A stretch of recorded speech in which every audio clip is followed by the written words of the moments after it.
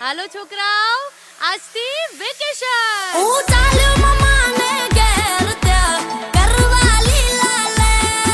હું ચાલ્યો મમ્માને ઘેર ત્યાં કરવા લીલા લે. મારો ભા